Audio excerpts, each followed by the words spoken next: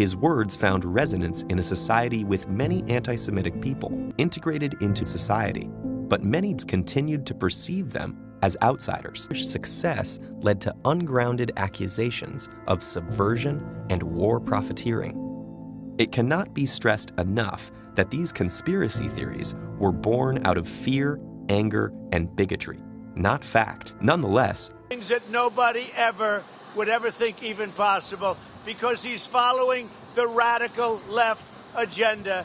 Take away your guns, destroy your Second Amendment, no religion, no anything, hurt the Bible, hurt God. He's against God, he's against guns, he's against energy, our kind of energy.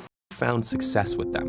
When he joined a small nationalist political party, his manipulative public speaking launched him into its leadership and drew increasingly larger crowds.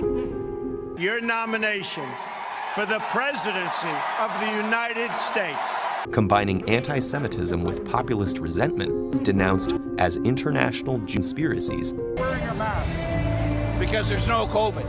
It's a fake pandemic created to destroy the United States of America. The party was not initially popular. He immediately began to rebuild the movement. And then, tonight, as COVID cases climb, communities are reeling. The president said about the death numbers yesterday, quote, "It's a great number." I mean, the tri-state area did get absolutely walloped early on, but here, right next to that, here's the rest of the country. Collapsed overnight.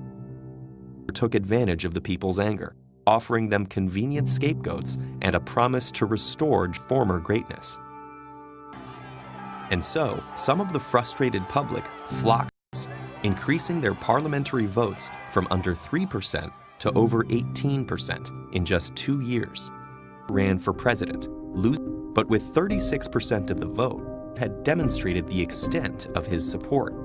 The following year, advisors and business leaders, hoping to channel his popularity for their own goals, steadily expanded the power of his position, while his supporters formed paramilitary groups and fought protesters in the streets.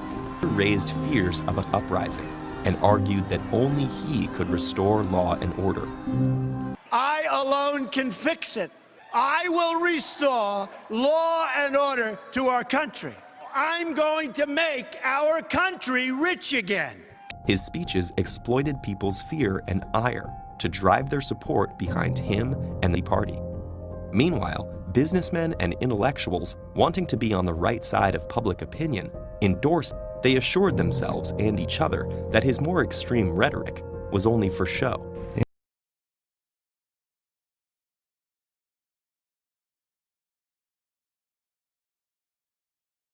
Decades later, Hitler's rise remains a warning of how fragile democratic institutions can be in the face of angry crowds and a leader willing to feed their anger and exploit their fears.